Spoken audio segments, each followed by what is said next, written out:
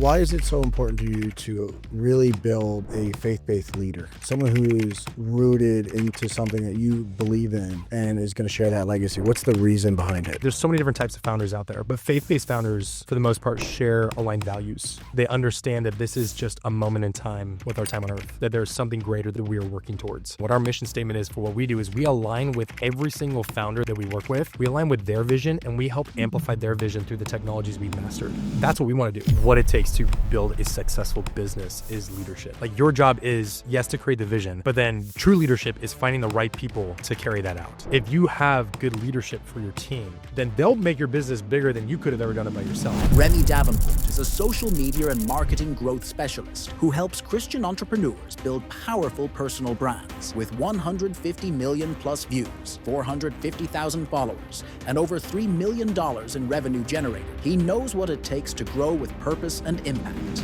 I think that where like micromanaging becomes like a negative experience is when every time you're managing, it's... On this episode, you're going to hear from Remy, a content king. I was at an event that I keynoted in Dallas, Texas, Rise Up Kings. And at that event, Remy was one of the speakers and he crushed it. And anytime that you're at an event and you hear a great speaker, you want to kind of get to, you want to see a little bit about their business and get to know them. I had a chance to spend some time with him in the hallways and learn a little bit about his business. And he's really just broke down social media marketing and content. So if you're a small business owner, or if you're somebody that's really trying to like stand out and be seen in the world, you got to check out this episode that we did and we just kind of talk shop a little bit. So if you ever want to really kind of gain a lot of attention in the market and build your personal brand, this is the episode for you. Remy, welcome to the show. Pleasure to be here. That was a horrible handshake, horrible. bro. That was embarrassing. That was like a depth perception there's a issue. mathematical equation of how you shake someone's hand. Really? Yeah. I always can tell a man's character by the way they shake the hand. Well, don't say that about yourself. That's pretty Well, that rough. was a depth perception issue right there. That was a misfire. I owned up to it. You have to admit that. I owned up to it. Ownership's a big deal, so I appreciate that. If I would have left that there and we would have kept going, it would have been in your head the entire rest of the podcast. It wouldn't have been in my head the entire, because I would have just immediately analyzed you and been like, "We're good." This is gonna be a short podcast. I'm still no. I mean, it's okay. We already talked about the short bus, so we're good. Here, I'll give you a little secret. If you're shaking somebody's hand, yeah, you don't even need to squeeze it hard. You can squeeze my hand as hard as you want. Yeah, squeeze your hand as hard as you want. Okay. Nothing will happen. Do you know why? Because of where you put your hand. All you have to do. Here's the fun part. All right.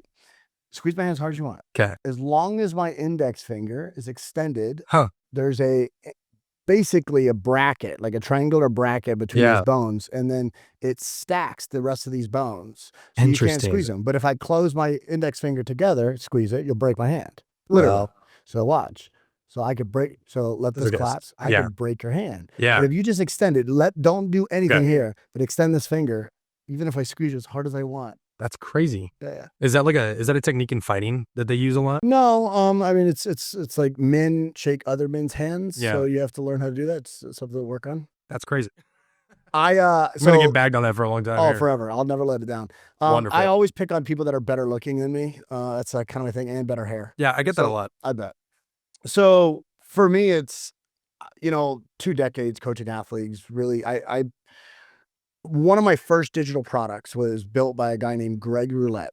And he was like one of the original, I think his business at the time was called like Product Pros. Him, Nick Nanton, they were like the big like OGs of product creation. Yeah. And the first product that I ever created was called the All-American Recruiting Playbook. And it was this book and camp that was created was like the All-American Football Camp. And this kind of recruiting process that I took high school athletes on to get to college has put more kids in sport than any other thing in the US. And I'm confident to say that because we tracked everything. Yeah. And I learned how to track because when I worked with Nike, I was like, I got paid by the number of sessions and the number of athletes that we worked with. So, watching that whole process like unfold of helping kids get to college, I dissected every little thing during the evaluation process. And one of the number one factors for a college football coach evaluating a player is their handshake. Really? Can they shake their hand? Yeah. Can they look them in the eye, and can they articulate their name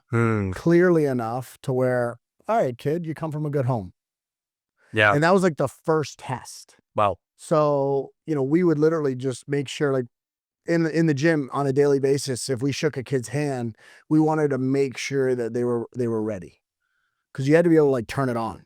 Would you ever coach them or tell them that their handshake wasn't good? Every single day. Okay. Every single day. Wow. Because again, you're going to always fall to whatever your preparation is. So Right. practice is where you want to fail. It's where you want to get feedback. Yeah. I always tell people, like, playing the game is similar to like playing is like an SAT. Yeah. You don't want to learn anything Yeah. at the time that you're playing unless it's part of a thing that evolves, right? Where it's like in boxing, round 1, round 2, you feel people out. In the game, there's momentum, you feel people out. But in reality, you are not trying to learn in that moment. You're trying to compete and, Right. and play to win. At the SAT, you're not trying to learn math when you're taking the test. Right. So we want to fail behind closed doors. This is something that I tell people often, because people ask, like, man, why do you have all this confidence? I was like, I just fail way more than you, but not in public. I want to fail when the lights are off. Yeah. So when the lights are on, I'm ready. That's good. So That's really good. cool. But we're here to talk about you. Remy, obviously short for Jeremiah. Jeremy, actually. Jeremy? Yeah. Okay, cool. I never would have picked the nickname. My friends did. You know, I grew up being called Jer. That was like the normal nickname, but Rem. That's kind of where it started. Cool. Remy just kind of stuck. I like it. So, but I think Remington is the most flattering one. If I were to have like an Very, actual very name, poetic. right? No, I think so. Like, but Jeremy Davenport just sounds like I run like a financial firm. I was going to say, I Right. can see you probably fit in one of these buildings here downtown. Literally, yeah. But unfortunately, that's not my character. No, I would call my you the king that makes kings in media. No, that's kind of what I like to like a think king of. among When other kings.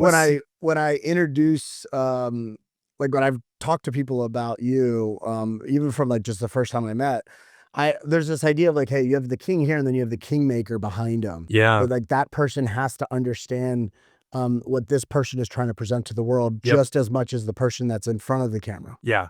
And I think that's one of the so things that you do important. so well. It's so important. I don't think that anyone is trained on how to be like an excellent communicator, right? I think at the end of the day, it's something you have to learn, but none think that it's that important of a trait, right? You think that the passion and the energy and the conviction are things that carry you. But at the end of the day, if you can't get your message across, no one's going to listen. And you look at the best YouTubers, for instance, a lot of them are introverts that were super scared to present publicly. Yep. And then they just curated their talk so well because they learned how to communicate to a camera of one, which ended up hitting a mass audience. Yeah. And someone like myself, who's more extroverted, who being on stage is energetic, it's not hard for me to do. I do tend to fumble on my words a little bit. I have to slow down. Yeah. I do the same thing. I can talk way you too have a fast. great stage presence. I had a chance to kind of watch your talk thank you. At the Ruck conference, which was really awesome.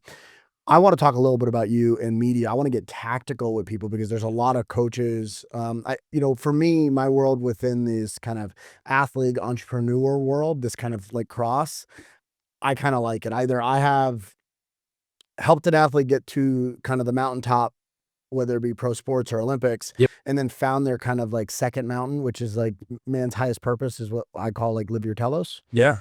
And on their way to doing that, they end up taking the things that they've learned in sport, apply that to them in business, which is really cool to see. Yeah. And they lean on me a little bit through that because they did when it was in their playing career. But on the flip side of that, then there's the opposite client, which is the executive, the business owner, the entrepreneur, Yep. which, they got their gym bag. They understand that health and fitness is what drives them. If they don't fill their own cup, they're not going to be able to pour into other people. And as you lead teams or you're the health leader of your family, you kind of have an obligation to take care of yourself. So I just teach strategies and tactics that I've taught with the pros in sport to the pros in business. And So cool. I think what's really fascinating, meeting you is that there's so many lessons that you have from different industries that could apply to this space. Yeah. Because of your digital marketing background, because of your video, your vision, your communication skills, I would like to get a little tactical. Before we do that, though, I'd like to know who Remy is. Yeah. Well, so for anyone who doesn't know me, because I'm not that big of a guy. Like I'd like to You're one day a pretty be big there. man. You're not big online. But I got my dad's genetics. That's good. I will give him that. I hope I don't get his hair genetics though. I will say that. Look, we all have our strengths. So I grew up going through high school and college, fascinated by content creation. I'm 26 years old, so I'm not that out of the loop with a lot of, I think, what the millennials kind of witnessed from like a secondhand experience. I'm like right in between. I'm like the last generation before, or last year before millennial. So I'm in Gen Z. So I kind of lived in the influencer world when it started taking off in the 2010s to the early 2020s. And so in that process, I got to see basically social media blow up. I got to see a lot of creators coming from Vine adopting YouTube. Yeah. Right. I got to see a lot of people that were photographers on Instagram take to platforms like TikTok. Like I got to see the migration and everything happening in that process. And it's just a deep fascination because like there's never been a tool. I mean, yes, we have the internet, but there's never been a tool designed and utilized like social media to echo a message literally to the chambers of millions of homes, right? To millions and millions of cell phones. And so for me, in that fascination, I started exploring content creation. So I started doing content just in photography. I was doing it for fun. I found out pretty quickly that you can actually use it as a monetary skill. You know, I learned my entrepreneurship earlier in my like 10 or 11-year-old years. I was kind of forced to make my own money if I wanted to buy something. So that adopted pretty quickly once I realized that this asset in my hand was not a liability. This is something that I could leverage for making business and for paying for my college. So I got into wedding photography. I got into like couples photography. I started doing corporate work a little bit. And then from there, I kind of sprungboard into e-commerce and digital marketing. So I started a faith-based apparel company, did that for 6 years. And I learned a lot of mistakes. So I love what you said already about being someone that's lost so much behind the closed doors. Yeah. That's me. It's still pretty public. I'm pretty honest and open about a lot of the failures, and I'm sure you are too. But I learned that one of my things that I did is I committed to too many things at once.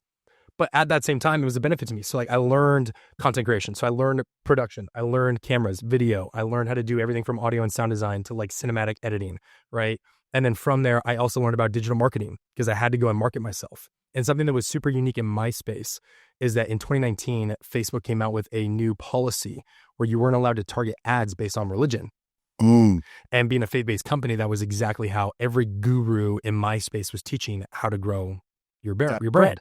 So I had to revert back to like organic methods. I had to use influencer marketing. I had to use organic content. I had to use SEO. And so by having to go more of the traditional path or even some of the more unconventional now today, it taught me a lot about those spaces. And so I got to a point doing my faith-based business. I was a part of a few of the startups at the time, one of them being a restaurant. I spent over $300,000 of someone else's money, and then I quit. So that's another story. But I've always had the entrepreneur mind, and I got to a point where I had kids. And when you have kids, it's actually one of the biggest blessings in the world to force you to figure shiz out pretty quickly. Yeah, you prioritize quickly on what really matters. You think you're efficient. You think that you're prioritizing your life until that happens, and everything changes. Kids will show you real quick if your business is more of a hobby or if it's actually like the lifeblood of your income. And I learned pretty quickly that unless I figured things out fast, my hobby was going to have to die.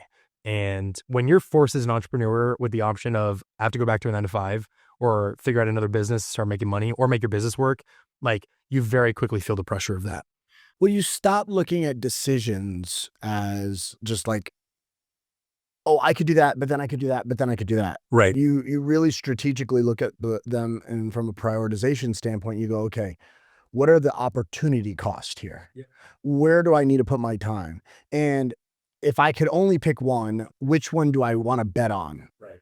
And the first bet you should take, in my opinion, is if you truly have the entrepreneur spirit, is in yourself. Absolutely. You make the bet on yourself. Absolutely. And then it's like, okay, I just bet on myself and I'm still in the race. Yep. So as long as I don't run out of chips, I'm still good. But what are we doing? You know, and that's something that I think I learned a lot of. I mean, I laugh, Thomas is 8 now.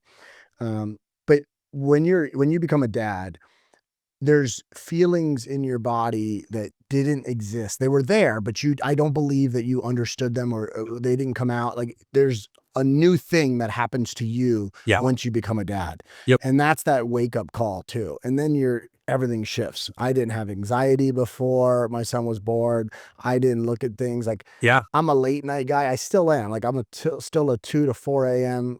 worker, which is fine. But the difference now though is I am up at 7:30 in the morning to do breakfast and to get him to school.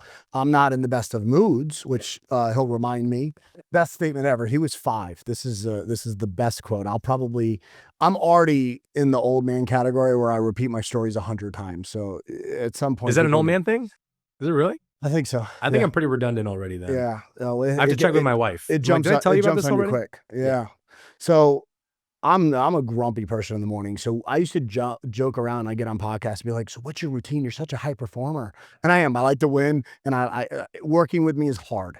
But I'm not a morning person. Yeah. I mean, when I get up, I'm not somebody and I joke around like I wake up and the salt lamp wakes me up and there's a sound. I have no alarm. Yeah. And I have the automatic The birds coffee wake you up. maker. Yeah. And then I do my lemon water with ginger. That's what my wife does every day. But then I just take I do my blessings. I start my day. You do your little ice plunge. Yoga. I'm in a good mood. No, that's not how I wake up. My wife walks in the room 3 different times trying to wake me up because I don't remember anything happening. And then finally my son jumps on my bed and says, Daddy, let's go make me breakfast. And I'm like, oh, okay, crap. I got to get up. Yeah. That's what happens. That's my real morning. Yep. And that's the morning of champions right there. Yeah, exactly. I'll never forget it. We're sitting at the table and I go, I know, guys, I'm sorry. I know you don't like me in the morning. And without skipping a beat, Daddy, you don't even like yourself in the morning. Damn. Bro, they're the most honest people in the world. And I'm like, I can't argue with you. That is a great, by the way, that's a mic drop moment. You don't know what that means, but damn, that's good. Yeah. So that's who went in the Hall of Fame. But I'm not a morning person, but they teach you so many lessons. They do. And they keep you in check better than anybody else in your life. So I'm a big believer in that, which is cool. Question for you. Yeah. Well, do you want me to make the connection between all that? I want to know what was the biggest shift for you from once you were a dad to your business. Like what actually changed? You had a lot on your plate, but I care about, okay, what did you get rid of? Yeah. So I got rid of everything. So that's actually one of the hardest things I had to do in my journey was I gave up like 4 different ventures that I was doing. Because one, you realize pretty quickly that like separated time, like everyone talks about like diversified income or just like separate income streams. And it's like after the rich. Right. And it's like, where do streams come from? A river. Right. And so I had it backwards. I'm thinking, if I'm going to be rich like everybody else, I'm going to be successful. I got to have several different businesses, be a serial entrepreneur. But I got to witness firsthand when I did that restaurant, which I'm going to spare the story, but that was a serial entrepreneur that I did it with. And the only thing that they wanted to invest in that was their capital. They didn't have the heart for it. They didn't have the passion. They didn't have the conviction. But they somehow imagined that this was going to be something that they could eventually build and sell for like 8-9 figures. Wow. And I was like, I don't know what world you live in. And maybe that happens in your world. And maybe I want whenever they're snorting up their noses. But in my world that I come from, you have to be completely and unequivocally devoted to one thing to see that become as successful as you want it to be. Yeah. So that's what I had to learn. When I had my kid, I was like, dude, I have to make a decision. So I shut down the faith-based barrel company. I shut down my wedding business. I shut down I was a director of missions. I used to lead mission trips to Zambia, Africa every summer. Oh, wow. So I was like recruiting teams, training teams, helping with fundraising. I did a lot of stuff. And I shut it all down. And I had to ask myself a question. I said, what can I like pull from like every like skill set that I've developed over the last like 5-6 years? And what's like the best option that I can go and like make money tomorrow with? And after thinking about it, it came down to this idea of like content creation and digital marketing. I was like, I love digital marketing. I love getting on camera. I love putting other people on camera, but I also love business. And so that perfect hybrid moment led me to wanting to start an agency that worked specifically at the start. I wanted to work with churches because I have a big passion for my faith. Yeah. And then I started getting into it and I realized that it's not that I don't want to work with churches. There's just with the vision of where I'm trying to go with what I'm trying to achieve. That's like a step 3. That's like a step 4 type of thing. It's sometimes you have to knock over the first 2 dominoes to get to that other thing. Yeah. And it's always about which one comes first. Yeah. So King's Media, where you are today, what is King's Media? So now, after we pivoted from being a company that focused on churches, I landed a couple of founders pretty early on as well. And I realized that the system... Faith-based founders, right? Faith-based founders, yeah. So once I developed the system of what I was doing for churches, I realized that the application applied directly into founders. And I actually found way more success with founders than I did with churches. And that comes from like a few different things. But one of the main ones is that as a founder... And if it's your personal brand where it's just you getting to share your voice, you don't feel like there's a board of directors behind you that's kind of eyeing you, or you don't have, like sure, like investors, whatever. But in general, it's you. You are the brand.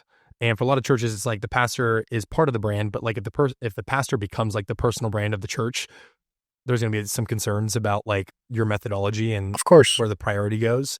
So once I shifted to working with founders, that's where we started to find like the gold mine. And so what we do now is we specialize in helping high-level founders, faith-based founders, scale either their business or, my favorite, their legacy through personal branding. And we do that through organic content, primarily in video format. And why is it so important to you to really build a faith-based leader? You know, someone who's rooted into something that you believe in and is going to share that legacy. What's the reason behind it? I think at the end of the day, like the things that founders, like there's so many different types of founders out there, but faith-based founders, for the most part, share aligned values. They understand that this is just a moment in time with our time on earth, that there's something greater that we are working towards. And when you align, my job, what I try to do and what our mission statement is for what we do is we align with every single founder that we work with. We align with their vision and we help amplify their vision through the technologies we've mastered. Nice. That's what we want to do. So it's not that like I'm bringing on, like when I recruit talent, I'm not saying like, come help me work with founders. I'm thinking we're here to amplify the vision that these people want to use to change the world by the tools that we have conquered, mastered, studied, and, leveraged for everything that we've done. And so when you have a faith-based founder who has a greater vision of what they're doing that has kingdom impact, it not only motivates me to want to work with them, but then my team that's behind us wants to work with them. Because it's not just like, oh, we're going to help you like grow your garage business. Like that's at the end of the day, like it's great. It's not, I don't want to bag on people that have those types of businesses. No, I think that they're all making impact and they're doing good work in the world. Absolutely. I think that the difference is what legacy do you want to leave? Absolutely. And what's also really valuable to understand is your kids are young, right? Yes. I got a 2-year-old and I got a 4-month-old. Yeah. So when you think about that, I mean, they're going to be able to go watch, they're going to watch dad. They are. And they're going to see what dad does. And they're going to look at that. And that's going to be kind of their biggest example. Yep. And I think that, one thing that I want to make sure that I pass down to my son is our values as a family, but hard work is one of them. It's kind of ingrained into like my family's DNA. I'm a big believer. Pat Riley had the best quote in sports when it comes to hard work. He said, hard work never guaranteed anything, but without it, you don't have a chance. Yeah. And that's good. It was ingrained into me. Like, you're going to work hard. And I don't expect my staff to work as hard as me. It's not their business. I expect my staff to work as hard as their ambition because I trust them. So when they tell me, Coach, I want to achieve this, and I say, okay, this is what it's going to take. Do you have what it takes to achieve this? And they say, yes. Then I'm literally asking the question on a daily basis based upon the productivity of their work is, are their actions aligned with their ambitions? If it's not, then there's a disconnect. And you see this all the time with employees. Now, with entrepreneurs, you should have that need to remind them or align. Right. So you basically are, you're chasing employees. You don't need to chase entrepreneurs. Yep. So in your line of work with entrepreneurs that you're working with, you're basically helping them being almost like a global spokesperson for their brand. And also it probably does a lot to help the message to their team. Absolutely. So I think one of the biggest takeaways that I've learned by creating content for leaders in organizations, because not every brand that we work with from a personal brand standpoint is a founder. Some of them are in the C-suite. Some of them are actually just singular experts in a division, but the business is big enough to where, the division itself that we're working on is the division that needs to be known. So there's somebody who's like a key player in that space, then they need to be highlighted. But you don't need to chase entrepreneurs. Yeah. You have to chase employees. Right. So this idea that an entrepreneur could become this almost like this key person that's Daniel Presley says it best, which is like he built this book called, Key Person of Influence. Yep. And if you could build these, this is something that Daniel, Mike Reed and Glenn and their team have been helping me with our team of how do we build KPIs in our own company. Yeah. And because I didn't look at it that way, right? That's I was so huge. I already knew I was the biggest influence because of just my brand. Yep. But what we're trying to do today is find other KPIs in our organization to highlight that have kind of earned our trust to it. Yeah. But we see a significant greater traction rate for personal brands, no matter if the key person of influence is the founder, executive, owner, or like specialist. But if it's in a personal brand than we do if it's in the company. Yep. So we tend to work with both. Have you seen the same thing when it comes to like the church and the pastor, or the church and the leader? In the sense that they make an impact on their teams. Which one, I'm saying, which one's easier to build? Is it easier to build the brand or the personal brand? Like the company brand or the personal? I mean, nowadays it's way easier to do the personal brand. Why is that? I think, look, like no one connects with logos anymore, right? If I see a logo, all I'm getting is like branding. And I think there's like a runway that we have right now with like this generation and the next generation where they're getting hit with like 10,000 ads every single day. They're getting told by every single person that they want their money, right? There's always strings attached to pretty much everything. And you can only take so much of it before you just get sick of it. And that's why we're seeing like this like anti-business revolution happening right now, where like it used to be influencers. Influencers was like the start of it, right? Where influencers were kind of gaining traction, building an audience, and then they were partnering with different businesses and they were selling different products and different services and whatever. And that was, yes, to like pay bills. But if it was in alignment with that influencer and what they believed in, then the sales were insane, right? Because everyone was like, if that's an extension of you and I already connect with you, then I must buy that because we're in alignment with this. Sure. Business owners and founders have now started to catch on with like, it's literally the human psyche. Like it is just about relationship building. And so when founders put themselves in front of their brand or in front of their team in more ways than just private conversation, then it allows for them to make a connection with both their audience, which could be their future prospects, or even just people who become fans of the business, even if they're not going to buy from it, right? Yeah. Like, I don't think you're going to buy from me, but you might be a fan of what I do and love what I do. And you might talk to other people about it. But like you building a relationship with me, that's technically leverage in the space. So when you focus on your personal brand, people just connect to it way faster than it used to be with brands and businesses with logos. Like nowadays, people just connect at accelerator rates when it's a face-to-face interaction. And because of that, I think businesses are seeing a lot more success when they use a strategy like this. Yeah, your brand is your digital reputation. Yeah. And I think what's really cool, what you're explaining, is the ability to scale your reputation through the relationship of digital marketing. So instead of having, that one-to-one relationship or contact point, you now have a scalable opportunity because you have an asset that's living on the internet. Yep. That could get deployed, globally. And it's just a big microphone. Well, I love what you said about like when people think about personal branding nowadays, they always think about it in like a ROI monetarily, right? And I get it. Like that's how business typically works. If I'm going to invest into a service like this or into like this strategy, what kind of money am I going to make out of this? The problem about personal branding is that it's like multidimensional. There's so many benefits to it. And you tapped into one of those, which is talent acquisition.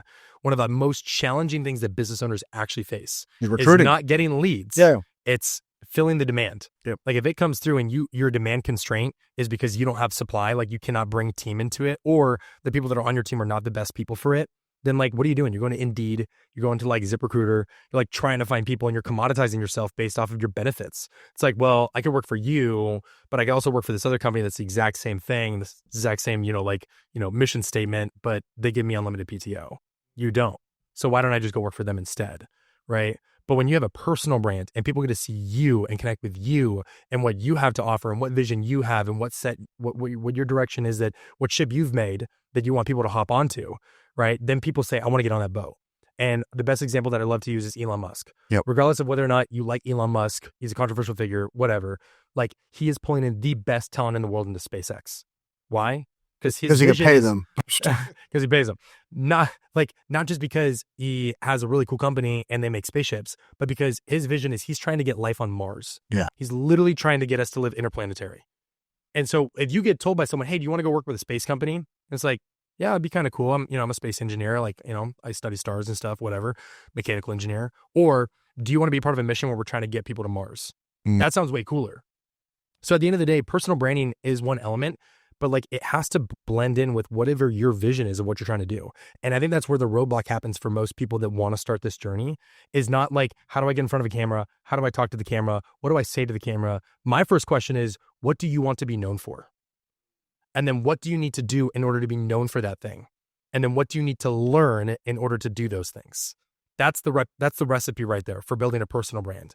But most don't get there. They start with, well, I just want to go do this because I know I can like convert leads faster. It's like, okay, that's part of the equation, but you're going to burn out, or if you don't see it converting enough leads, you're going to give up. But true personal brands, at least where it came from, what it's rooted in, is people who didn't care about the money, they cared about the relationship. They cared about putting themselves out there, sharing their vision, communicating their thoughts, talking about their journey and where they're going, and bringing people into that. No strings attached.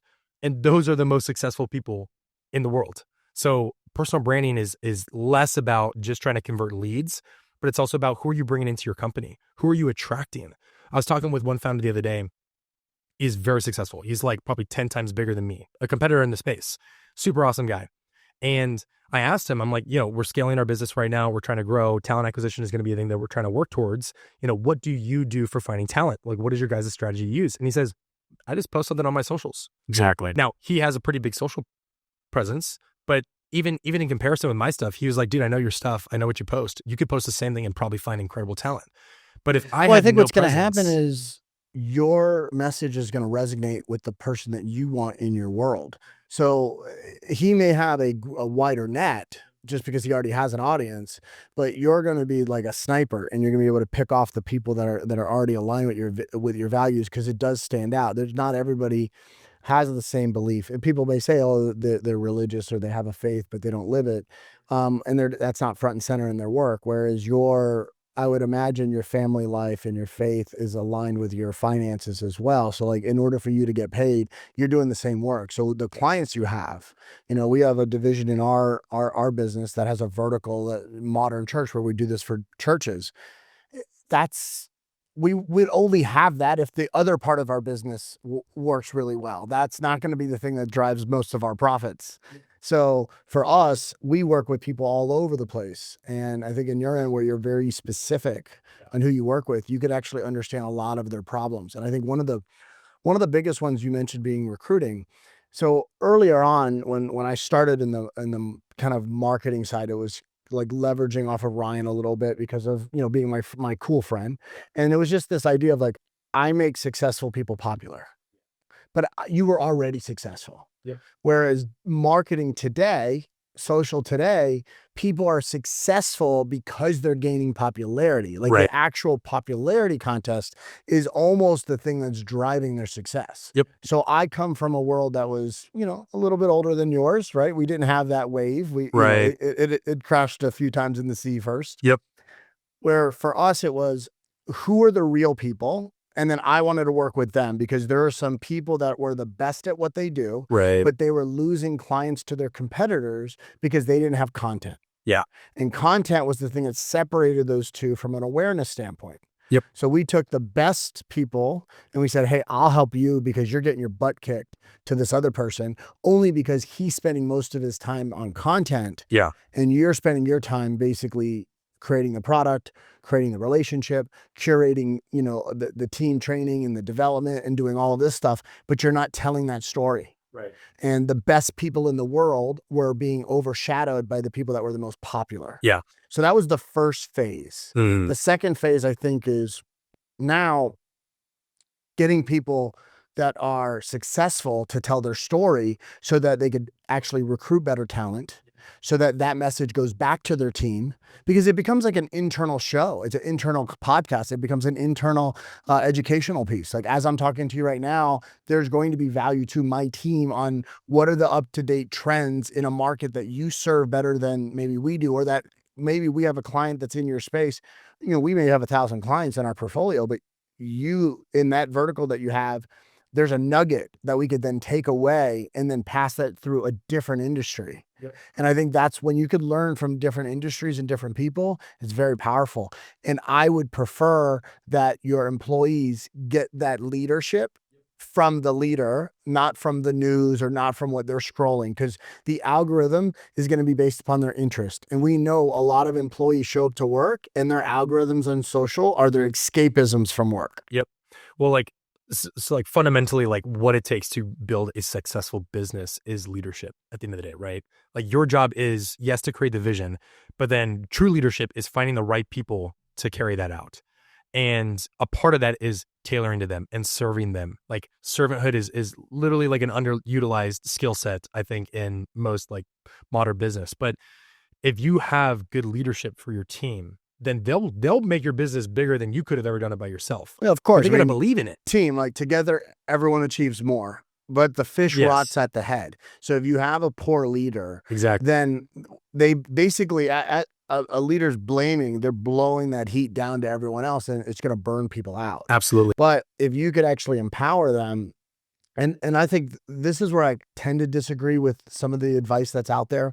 A lot of very successful executives, they will say, hey, I create a space for the people in my company to figure it out. And I go, yeah, but in the earlier stages, they don't Right. have that skill set yet. Exactly. You got to tell them what to do. You got to teach them. You have to get, and then once they have enough reps underneath their belt, Yeah, they call that founder then mode. they could build it. But you can't do it right away. So I have a big, there's a big discrepancy to where people are in their journey as you give that advice, because what happens is I'm hiring you, come in and you do it. And it's like, wait a second. Did you hire them with the infrastructure in place? Did you hire them with the systems and process in place? Yep. They may be a great person, but a poor system will break the people. Absolutely. Yeah, I think that when I was starting to bring on people onto my team, I think I gave them a little bit too much space. And I was like, I trust you guys go do it. And then as I started seeing like what they were producing and the results and communication, everything, I was like, what is happening? Like, why is this not going? I thought I did exactly what I was told to do, which was like give people space.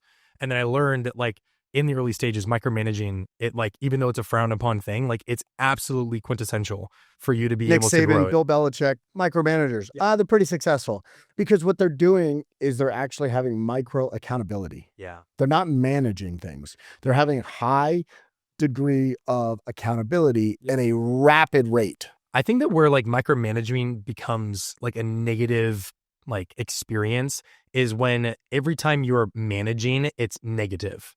Right. Because then to the person who's the employee or the team member, every time they come and like they're breathing over your shoulder and they're looking, they're afraid that you're always going to say something about what's wrong or what you need to fix. But I think that that's where it's so important to talk about the positives, what you do love. Like look, I train editors. That's like my main thing. Right. And in editing world, and you're giving revisions for every single video and you say, fix that. I don't like this. Take this out, take this out, take this out. Like they're always afraid to hit submit to every video because they just know it's going to come back with something where it's like, I don't like this. I don't like that. But I've learned that I have to speak about the things that I love. Like, I love that transition you used. I love the way that you did this intro. That was very creative. I like that a lot because then it actually gives them a North Star of what to go towards, right? Not just what to avoid, but what to head towards. Like if your entire job is just focusing on what to avoid and what not to do, you're never going to focus on like how to be more successful at your job. You're just in like management mode where you're just trying to survive, trying to keep your neck above the water. But if you focus on teaching them the things that you love and what they want, then micromanagement becomes one of the most like beautiful like skills to have in your business, because all you're doing is, yes, you are using corrective, language when they have to fix something. But at the same time, when you show them like, I love that you did that. I think that was awesome. I want you to do more of that. Then they actually look forward to some of that management. So that's interesting because I think that my creative team that's going to listen to this right now is probably going to have a very different view of the corrective language that I use compared to the corrective language that you use. So don't listen to Remy on that, guys. You got that? All right. Just he doesn't know what he's talking about there. That's not good advice. Rookie. Yeah. He don't know any better. You got to teach me that afterwards. All right, I got to fix that. I got some things I got to work on. But it's true. Like we have a really talented group of guys. Yeah. And I think what happens is we expect them to be in our heads, just like founders expect. I can articulate that. I know what I'm saying, but they're actually, when you record it and you play it to a stranger, I have no idea what that person meant. Yeah. And sometimes our job is being these visual storytellers, and you like being able to kind of craft the story and then kind of find the edit and that sweet spot and then keep their attention. But that's one of the jobs of a leader, is to be able to tell stories. Yep. One of the jobs is to get people to buy into the environment so they can be like, okay, I could live with this, because your culture is going to be ever changing. Every time you bring somebody new into the picture, it's going to change. Every time that someone leaves, it's going to change. Every time you add a new process or a product, it's going to change. And believe it or not, and this is kind of my warning signal for other entrepreneurs, executives, or people that are, building teams, is the biggest thing that will change your culture are the clients that you bring into it. Yeah. Not actually the other people. Yep. Because who are you letting into your home? Because what happens is when you say, all right, we're going to take on this new client and we made an exception because of the money or because of this other idea, everybody in that team feels like they're on the chopping block to serve that customer. Yep. And they always get into this kind of mental position where they're playing defense. Yeah. And then they always become the person that's a yes man to the client. Yep. To the point where they yes themselves into a job that's way outside of the scope of work that was originally defined. Yeah. And we see it all the time. Yep. So my encouragement is, yes, as a leader, your job is to control the ship. Yes, you have to communicate clearly. Yes, you need to keep high levels of accountability, i.e. micromanaging. But one of the most important things is you got to be very careful on who you let in to your world, even if they're paying you, because naturally people are going to not want to disappoint you as the boss. And they want to make sure. This is one of the biggest lessons I'm here for the event with a Genius Network with Joe Polish. I'm on stage with Joe Polish and Chris Voss.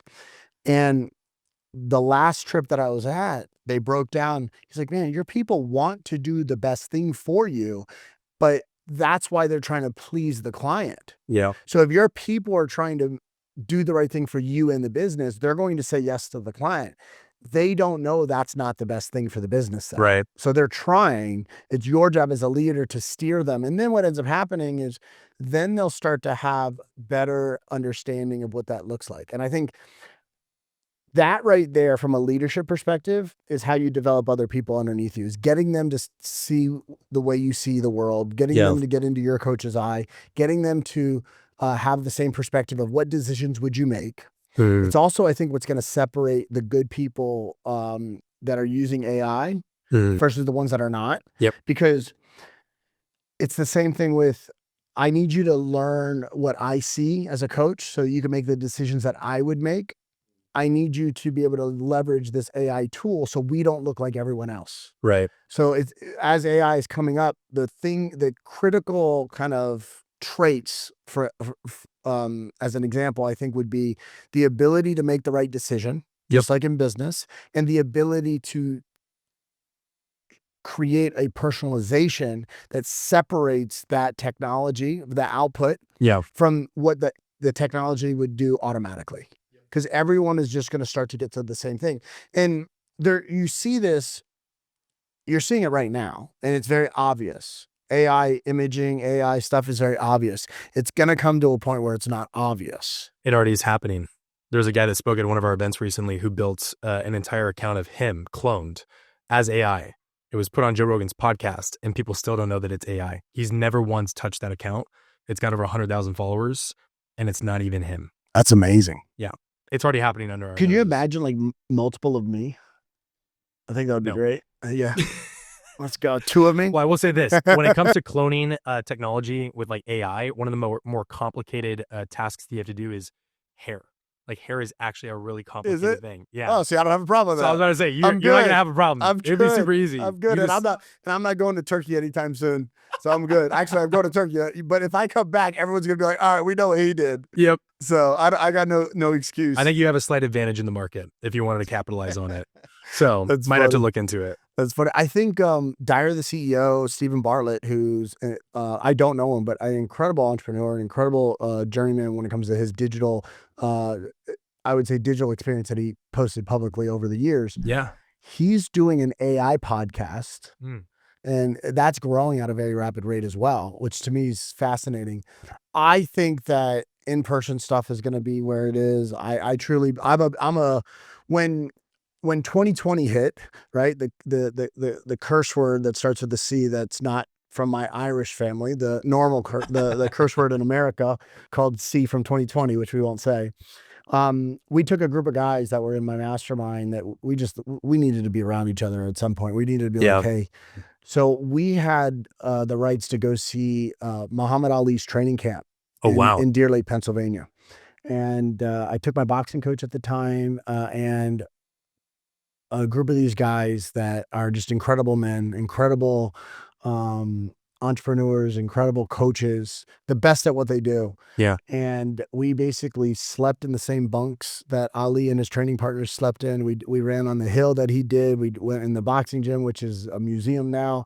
It's actually owned by the late John Madden, and it's ran by his son. Yeah. Interesting. It's incredible. He bought the land and he wanted to preserve it. He didn't want to do anything with it. He just wanted to preserve the museum, doing the right thing, right? Preserving this legacy of, one of the greatest athletes. It gets stained by capitalism real quick.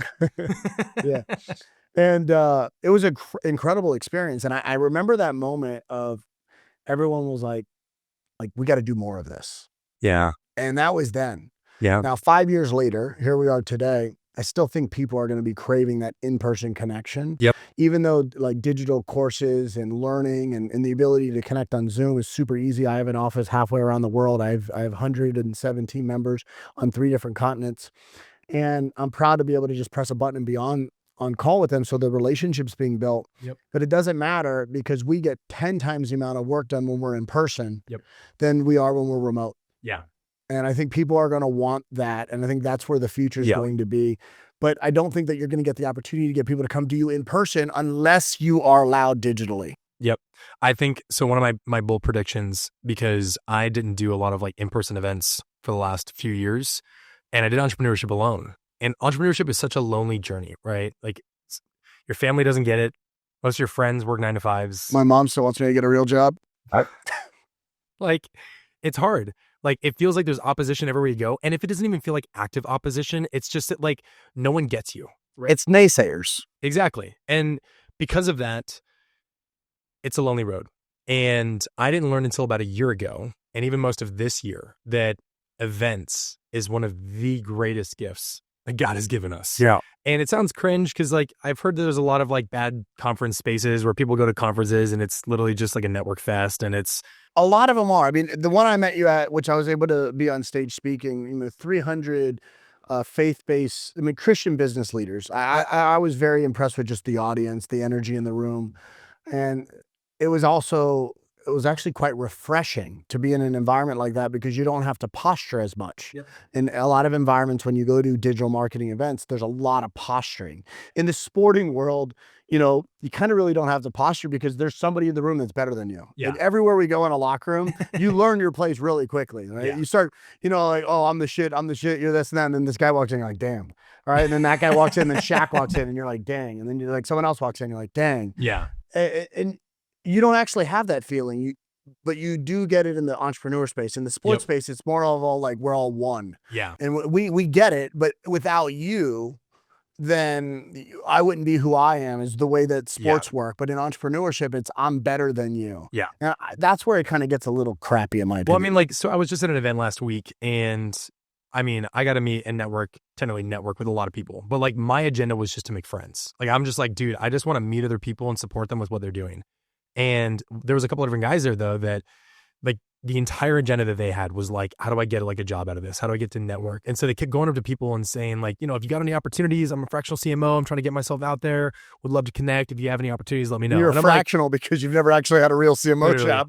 And so in my mind, I'm like, dude, if you would have just connected with me as a friend first and would have said more opportunities, literally, I would have been like, I want to help you out of just a sheer desire because you're a good dude. Yeah. Exactly. Mm-hmm. But like, dude, if I came to you first and I shook your hand and I'm like, yo, man, if you got any opportunities, man, let me know. You'd have been like, the first cool, thing bro. you did was you swiped your card and beat me for lunch. It was a hard one to do too. Yeah. You were one of the very few.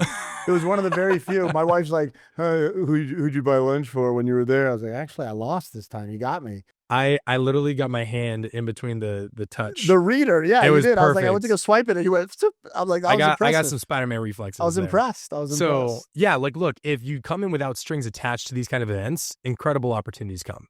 But like, if you come in with the mindset that you're trying to just get something out of someone and there's strings attached to it, people can read through that these days. They sense it. They're like dogs and babies, man. Like exactly. So in my mind, events is going to be the future when it comes to building connections, having those inner relationships where it actually does help you grow and succeed and maybe find leads or whatever. But at the end of the day, like digital is only progressing and it's disconnecting people worse and worse every single year. And there is going to be a craving. And so my thought is like whoever's going to invest into the event space and find new ways to create active events for people post-college, right? Yeah, Think like college. College is like basically just one large event. It's your 4-year event. Literally. Correct. I went to college for a communications degree. Okay.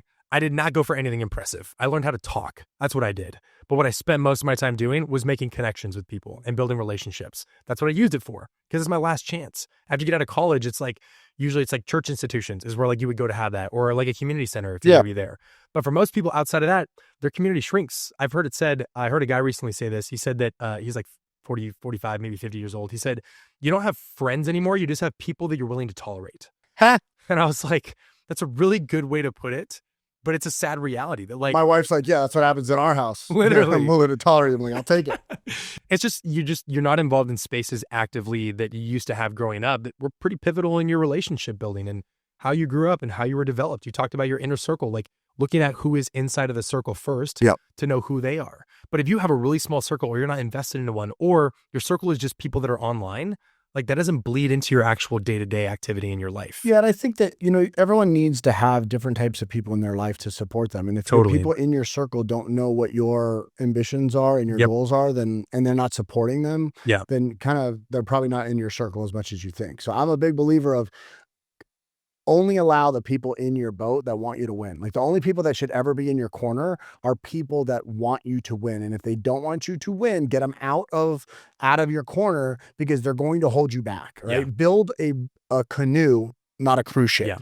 It's so hard because when I was in middle school, I went to like a church camp, and I came back and I was like super convicted. I was like, I'm going to stop swearing. I'm going to stop being mean. I'm going to be a new guy. Yeah. And so I remember going to lunch, and look, I'm in middle school. I don't know anything. And I'm sitting at the lunch table, and the guy starts swearing. And my reaction of like, I want to change, is I started telling the guys, like, why are we swearing so much? Like, I feel like we could tone it back a little bit. And immediately, like, every single one of them hounded me, being like, dude, you literally swear more than anyone else here. Like, don't even, you hypocrite. Every active like role or effort I gave to change who I was, my environment was not allowing me to do that properly. And so it took me actually moving states from Oregon to Arizona to Phoenix here to like become a new version of myself. And now not everyone has the luxury of being able to do that. And I was in middle school going into high school, so it was a little bit easier for me to follow my parents. But sometimes like you only have so many friends in your circle. And when people hear this advice of like, get them out of your circle, it's like, that's my only circle. It's like, if I stop hanging out with them, I don't have anybody else to go to. It's hard to make friends when you're new in an environment. Now, what you did is something that's very hard for a lot of people, but it's a very mature thing. Is environment always wins. Yeah. In sport and business and life, my dad used to tell me all the time, he goes, you hang around the barbershop long enough, you're bound to get your hair cut. You said that at the presentation, and I loved it. And then I took my hat off, and everyone's like, okay, that makes sense. But it's so true, because if you're in that environment, you're going to get influenced at some level. Yep. And I've been very fortunate to have a lot of people in my life that I looked up to and learned from. And it says a smart man learns from his mistakes, but a wise man learns from others. And I've had a lot of others in my life that have said, hey, don't do this, do this.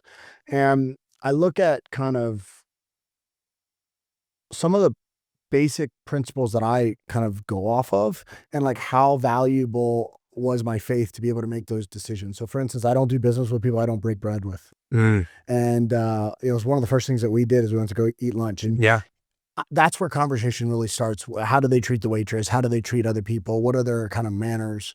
I think that's really important. I break bread with my staff. It's like a big deal. And I think it's really, really important to like look at why we do that and how people are in different environments. What are the biggest lessons that you've learned in your faith that you've applied to your business? Like, what are like actual faith-based lessons that you've applied to business in your entrepreneur journey that have actually said, wow, following God's path has allowed me to have a greater impact, and it's actually doing the greater good? Yeah. Dude, I would say there's two sides of that, because I feel like there's lessons that I learned in my faith that I applied that actually were like the wrong lessons. Like, you can have bad mentors growing up in the church, and you can have bad examples and people that teach things that actually aren't biblically principled. And those can bleed in, and you think that those are biblical principles, but they're not. And so one of those for me was how I communicated with my team. I used to be of the notion that like, you just got to give it to people straight. Like, don't like beat around the bush. Don't be nice about it. Just give it to me straight. And let me tell you, when I learned that there are different personality types, and how different people respond differently to that kind of language, I learned really quickly that I had to stop. Like my first like real business where I was hiring and training a team was when I was doing the restaurant. I had to pull people into it. But I kept getting feedback that people were intimidated by me and they didn't want to come to me about anything because every time I talked to them, it always had some level of like too much directness and not enough empathy. And I'm not like trying to be that guy where it's like empathize on everything. Like I'm not that guy, but I definitely was pretty hard on people. And so it actually took me going back and reevaluating the things that I learned from my mentors in my faith to be like, is this actually just something that was good for me? Or is it something that can be applied to everybody? Or what is the better path for that? And so in that journey, as I started learning more about like servant leadership and how Jesus communicated, he talked differently to different people, right? To Peter, get behind me, Satan. That's pretty bold, man. That's pretty bold. But like to the woman who was accused of adultery, like go and sin no more. Like he didn't call her a serpent, right? He didn't call them whitewashed tombs. Like Jesus had different language that he used with different people. It's coaching in context. Exactly. And so I had to learn like through the example of Jesus and how he communicated with leaders and with other people that directly applies to me and how I lead my team. And then second to that is that, and this is one of my favorite things, like Jesus meets Peter and he was Cephas at the time. And right as he meets him, he says, "You're not Cephas, you are Peter," which stands for the rock for which I will build my church on. He had just met this guy, right? And already he set like in stone a future for him of where he wanted him to be. And what did Peter do? I mean, he betrayed him. He lied to him. He doubted him. He did a lot of things. But in the end, he lived up to it, right? And so as a leader for your team, like don't just treat them where they are, but treat them for where you want them to be. If you could speak it into existence, you could build and breathe more confidence into someone than anything else. Like if you think about like how planes work. So like if I'm flying from like Phoenix to like JFK, a plane does not fly in one direct line to get there. It has to deal with crosswinds. So usually the plane has to fly above the destination to account for the crosswinds so that it lands where it wants to be. And the problem that most leaders have is that they treat people the way that they are. And when that happens, because of the crosswinds, they end up being worse than they should be. But if you treat people for where they could be, they'll land exactly where they should be. And the same thing is applied to our leadership in the way that Jesus taught and how he led with Peter. It's like, look, Peter did not have a good resume for him to say, you're going to build like my church. But like Jesus still knew where he could be. And so for your team and for the people that you are responsible and for leading, coaching, for sports, athletes, it's like, don't just treat them for how they're behaving towards you right now, but set a higher standard of where they can be. And like always see them as that and treat them as that, because it might take time, but Jesus is like the perfect example of patience. They'll eventually get there. Yeah, that's amazing. You have to see that in them before they see it themselves. That's super insightful. You know, going back to this idea that we need to have different people in our life, right? Certain people in our corner. And I talked about this on stage at the conference. But what I said is like, you need to have, you need to have a mentor, someone that you can like look up to. I look at things as, I love the water, so I sailed. I love, you know, if I could live on the water, I would. It's just kind of my thing. My body feels better. And I think of like mentors as lighthouses. And it's as a lighthouse's job is to protect you from the rocks. Yep. And it's your job to actually sail past through that channel, but past that mentor. That's their job. They're already in a good place. But I don't have one mentor that does everything for me. Right. You know, my character check is my wife, right? I have a finance mentor. I have a coaching mentor. I have a health mentor, right? Whether it be my doctor, right? So if like Serrano is going to call me and give me, he'll have a quick come to Jesus meeting and said, "Man, you look like shit. Get yourself together." And it's his job is to protect me from the rocks. Yeah. That's what that mentor's job is. And then there's a coach. There's someone that's going to sit there and like work with me. And he's like, "Hey, practically speaking, this is what needs to happen. These are the things that we need to adjust and work through." And I've had a number of those people that are valuable to me, whether it be Simon Bowen, on the model side that structure things, Ari Meisel, who's helped optimize a lot of my world.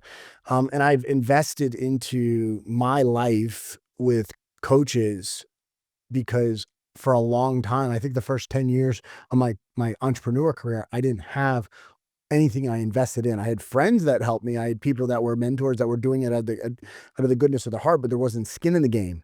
And I learned that was a big difference, is once you had skin in the game, that there was a ethical obligation to give you good advice, not just like, "Hey, here's what I think you should do." Right. And then you need a sponsor. You need someone that's going to say, your name in the room so that you're not in. I could be like, hey, listen, if you're a faith-based leader that runs a company, whether it be an HVAC company or a finance, a wealth management company, but you want to really, share your legacy with the world, and you need a creative team around you, you need to go hire King's Media with Remy. That's a sponsor. There was a gentleman I met at the event, and he was asking me about marketing strategies, and I think he was in construction, and I met with him. And I was like, hey, listen, like, what you need right now is someone to blow up your personal brand. That team is going to do it. Yeah. And I didn't even have a deep understanding of what you guys did. Yeah. I just had a little bit of a connection of like the character, and I felt pretty good about that. Huh. So sometimes you just need a sponsor to say your name and speak that into existence, like you mentioned. But that's a super valuable lesson of just dealing with the crosswinds. Yeah. I think it's a big one. I'll leave you today with my two of some of my favorite verses. We started the conversation around hard work, right? James 23 says, faith without work is dead. Yeah. Right. So like, you got to put the work in. What's been the hardest days that you've worked as an entrepreneur? The hardest days when I was doing the restaurant, I had my faith-based e-commerce business. I was still doing weddings and photography for other corporate companies. I was a missions director, and I was newly married. And that was by far the hardest time in my life because I was juggling more than I could handle. And it almost ruined my marriage. Wow. Yeah. 3 months in, I'd have a really hard conversation with my wife. Yeah. A lot of the times I think people think that, they want to stay busy, but they're not productive. Yeah. Best way to fix that is to get focused. I think my wife is the most disciplined person I've ever met, and everyone, Jocko Willink, discipline equals freedom. I completely agree. I'm not being a naysayer, but I care more about it. Are you a focused leader? Yeah. That's what I care about. Yeah. And then the second verse is Proverbs 27:17 is as iron sharpens iron, so as one man sharpens another. Mm-hmm. Now, if you read the verses above that and below that, it's the contributions of those other people that were not seen or not being acknowledged and heard, but were the ones that made a big impact to have the collective success of that impact. Yeah. So it's honoring the people. And I look at this, I gave a pregame speech, Fordham versus Georgetown, and I gave that presentation. And one of the things that I had said was, for those of you that are on the sidelines today, and that's where you are, you think that you're not involved. But what this verse means is that the work that you put in, you are the people that prepared the rest of your team. And as you prepared your team, you sharpened your own sword. So when the opportunity presents itself, you're ready. So all of that work, when you were basically a practice dummy, it's not for nothing because it made everyone else better. And if it so happens that your time gets up on game day for whatever that reason is, and normally it's not for a good reason, that you're ready. So you need to understand when the lights are off, probably practice, you're sharpening your teammate's sword. Yep. And if your intention is to get better, you're sharpening your sword so that when the lights are on, you're ready for that opportunity. So I would lean into that a little bit. What are the biggest lessons that you have for people on your team or people with big teams like mine on the editing side that you would leave them with? So there's a really cool story about a German house builder. I want to say it was like back in like the 1950s. And this man was like known for being like one of the best house designers in the world. I mean, they were stacked with work nonstop. This guy was incredible at his job. Probably been doing it for about 2 decades, 3 decades, very successful. And he started having kids. And his kids were getting to the point where he was really contemplating how much longer he wanted to be in this career, right? He'd been very successful, well known throughout the entire country. He could get a job anywhere he wanted. And he made a really hard decision. He said, I think I'm ready to pull back and invest in my kids and build my relationship with them because I only have so much time with them before they're gone. And so he goes to his boss, his co-partner that he has. He tells him, he says, hey man, I'm thinking of pulling out. I think I'm done. I think I've, want to hang my hat here and move on to be with my kids. And the guy, of course, pushes back. He's like, are you really sure you got to do this? Like, we can work it out. We can do a part-time kind of thing. He's like, no, man, I really want to commit to this. And he says, okay, please, just for the love of God, can you just do one more house build for me before we go? And he says, reluctantly, okay, we'll do it. So he goes into this house. And unlike his normal builds that he normally does, where everything, is done to perfection, to his master craft, he starts cutting corners. He's like, he knows how to get it done. He basically, doesn't have to do like everything for every room the way that he used to do it. He's just like, I'm just going to get the job done. I just want to be out of this thing. And so he cuts the corners. He still passes the inspection because he's still the best at what he does. And he comes back to his office. He's packing up his box. And his boss, or his co-partner, walks past him. And he says, oh, you're moving out. You're done. You guys finished the house. And he said, yes. He's like, okay, wait, before you go, I have one last thing for you. I have a gift for you. So he says, okay. And he walks back to his office, grabs a little box and brings it to him. And the guy's super confused. He's like, I don't know why you're giving me a gift. Like, we've done plenty together. And so he unboxes this and opens it up, and his heart sinks immediately because inside of that box was the key to that house that he had just built. And the lesson in that is that every single home that you build is not just for someone else, but it is for you. And like you said, you never know when your opportunity comes. That was his opportunity. And now that home that he has to live with the rest for his life, realizing that he never gave it all in that moment when it counted the most. And that's a lesson for integrity, but it's also a lesson for everything that we do is not only building houses for other people, but it's building your own house at the same time. So the question becomes your character, your growth, your investment, your vision, the things that you want to do to change the world. Like, what are you doing right now that you're doing half-heartedly, that you're giving in half the effort simply because you believe it's for someone else's dollar, because it's for someone else's mission and not for your own? Because there's going to come a day where the skills that you built, the relationships that you made, the time that you invested into something, the mistakes and the failures that you made, it's going to come full circle for an opportunity the Lord's going to present to you. And if you're not ready for it, you're going to miss it. And I don't think you want to miss it. That's amazing, man. Thank you so much. Look at that. Let's go. That's a handshake. That's how you finish it. Finger point. That's awesome. That's awesome. I had a kid, amazing man, Stephen Tapp. I love that kid. He had played college football at Richmond, and he wanted a super strong faith. And he wanted to make sure that he is like, God's given me this opportunity to meet you. I'm gonna make sure you don't ever forget me. And he'd about break every single coach's hand. He had a grip that was, he had a vice grip. And he just, nice to meet you, sir. Boom. And the coach would be like, yeah, I got it, kid. Yeah. Nice to meet you. Boom. And he just never. To this last day, he has never let that hand go weak. Jeez. And what a strong young man. And it's kind of cool. It's cool. It's really neat to see people take a simple lesson and then turn it into their own and then run with it. Yeah. So thank you so much. Appreciate your time. Absolutely, bro. Yeah, man. Thanks for having me. Cool.